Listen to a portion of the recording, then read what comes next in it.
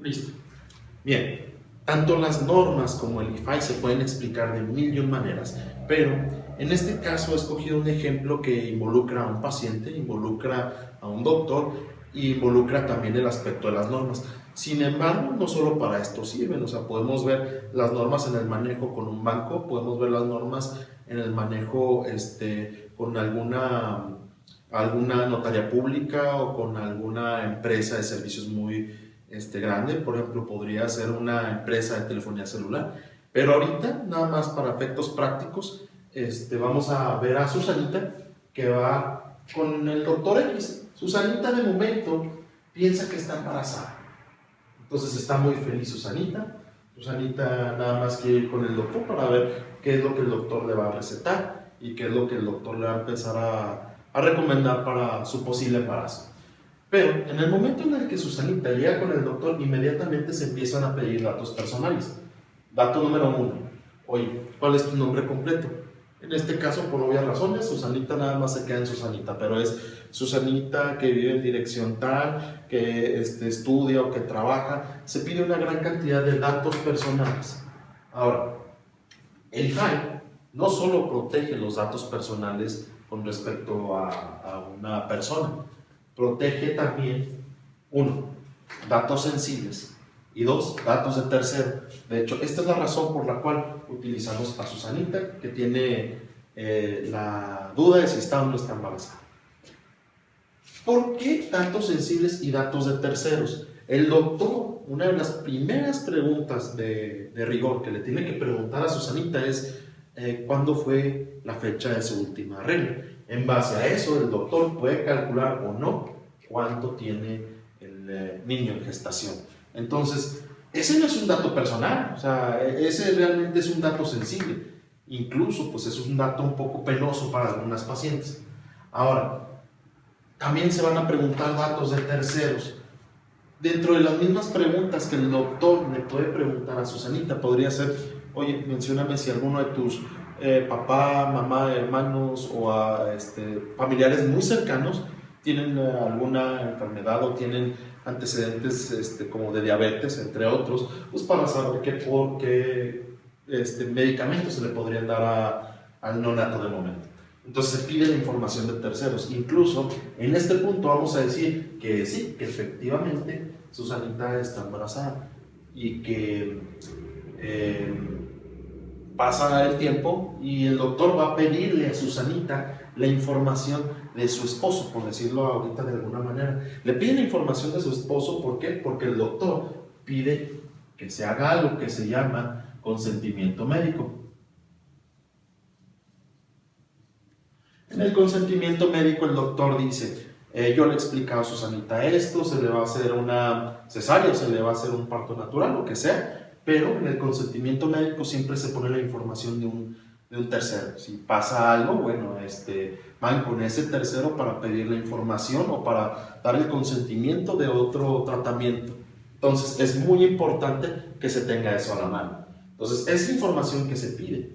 Ahora, si ya tenemos datos, si el doctor ya tiene datos personales, o sea, ya sabe dónde vive Susanita, ya tiene datos sensibles, datos de tercero, pues aquí la cuestión sería también, ¿qué pasaría si el doctor, en vez de ser una persona, en el buen sentido de la palabra correcto, pues nos resulta un pequeño demonio? En este aspecto diríamos, el doctor sabe que Susanita está embarazada, entonces va a mandarle la información personal y la información sensible e incluso la de terceros a un estudio de fotografías para que luego se contacte este estudio de fotografías con Susanita para ofrecerle un paquete de fotografías prenatales. Peor aún, vamos a pensar que este diablito no se lo manda a una fotografía, a un estudio fotográfico, sino a una aseguradora. ¿Por qué? Porque le dijo que de los datos que sacó, el papá tiene problemas de Alzheimer y el abuelo falleció hace poco, no sé, de un cáncer. Entonces la aseguradora con esa información le podría poner una póliza muchísimo más grande al neonato, y esa información no se debe de sacar de ningún lado. E incluso peor aún, ahorita que están muy de moda las redes sociales, que esa información pudiera llegar ahí. Entonces, toda esta información tiene que estar protegida. Todos estos datos se pueden proteger de mil y un maneras, pero aquí lo más importante es, si ya tienes personales sensibles y la información la puedes compartir, porque, bueno, en este caso hay que hacer mención que el doctor también tiene que compartir la información. El doctor le va a hacer una receta a Susanita diciéndole, ¿sabes qué? Necesito que te hagas unos análisis de laboratorio para saber que todo está bien. Y ¿sabes qué? Pues tengo que mandarle la información a la clínica. Te vas a atender en tal lugar, entonces pues yo tengo que compartirle estos datos a la clínica de alguna manera u otra. Entonces, estos datos podemos decir que es correcta la manera en la que se comparten, entonces no hay problema, pero estos no. Y muchas veces los doctores, al compartir estos datos con algunas entidades, al final de cuentas es lo que se busca. ¿Cómo se protege todo esto? Todo esto se puede proteger mediante un aviso de privacidad.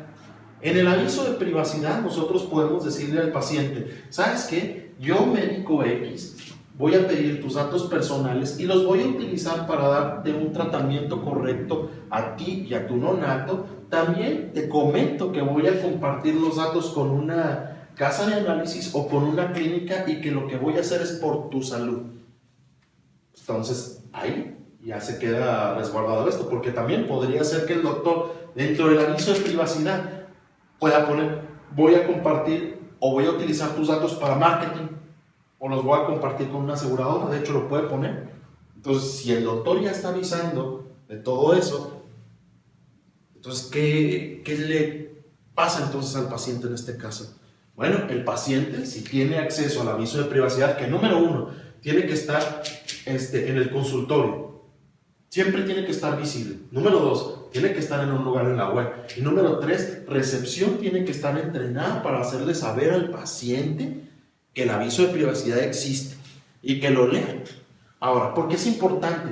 El aviso de privacidad, además de que nos dice cómo van a trabajar los datos, también nos da el arma más grande que nosotros tenemos para un paciente. Tenemos el derecho arco.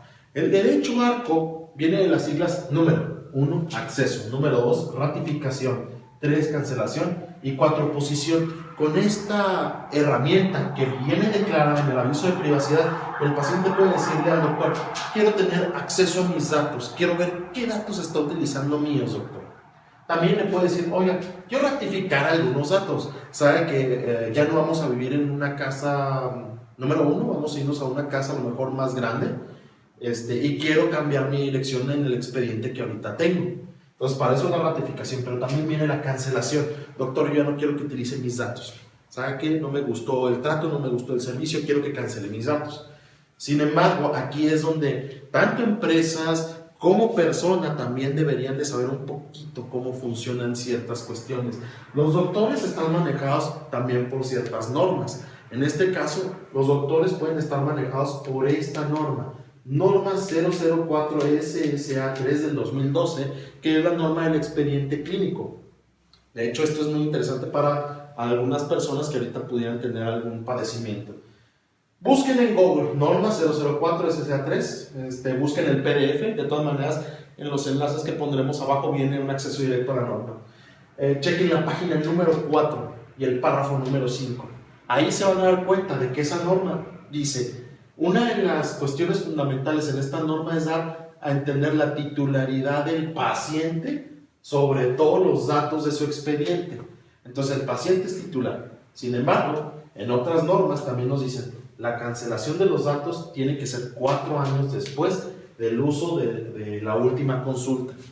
Entonces, el niño nació, después de que nació fue a hacerse una revisión rápida. Después de esa última revisión tendrían que pasar 4 años para que el paciente pudiera cancelar sus datos. Sin embargo, esto no aplica con todos. Aquí estamos hablando de la vida de 2 individuos, pero ¿qué pasa si vamos, por ejemplo, a una ferretería?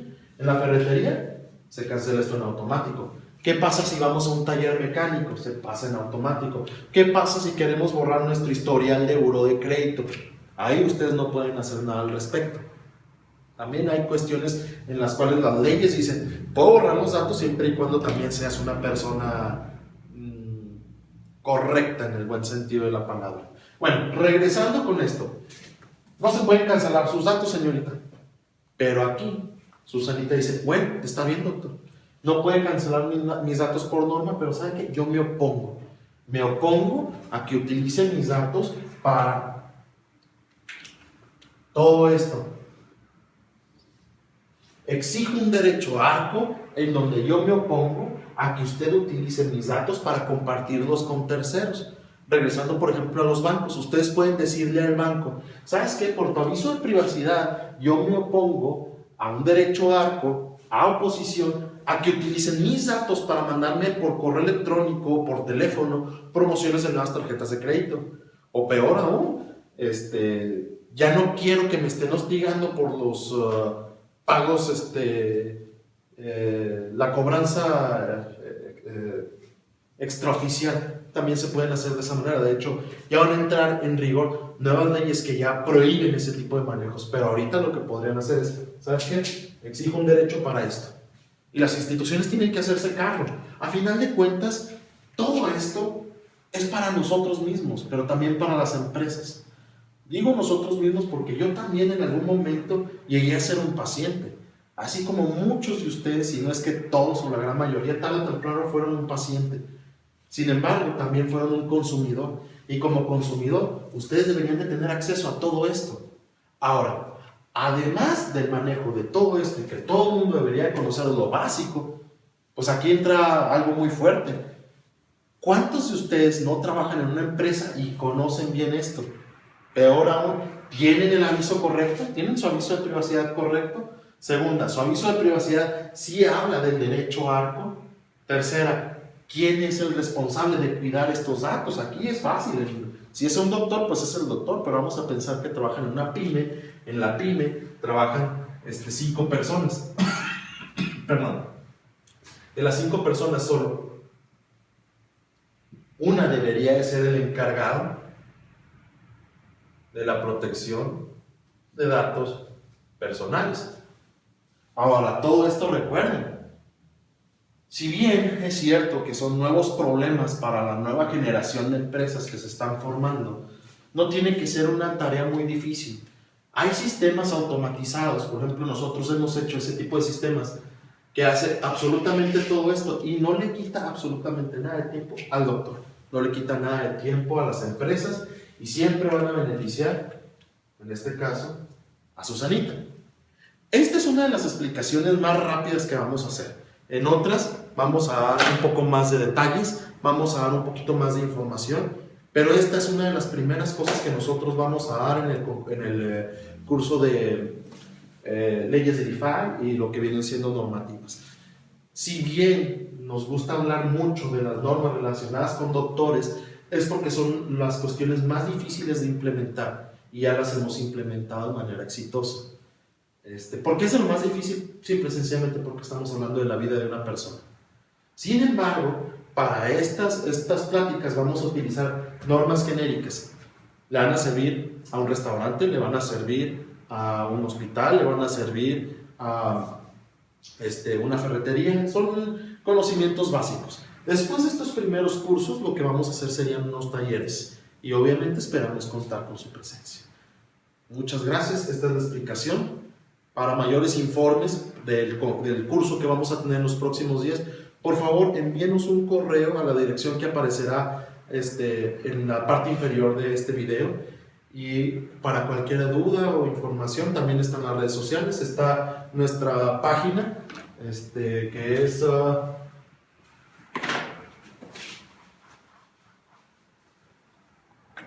www.psmac.com.mx.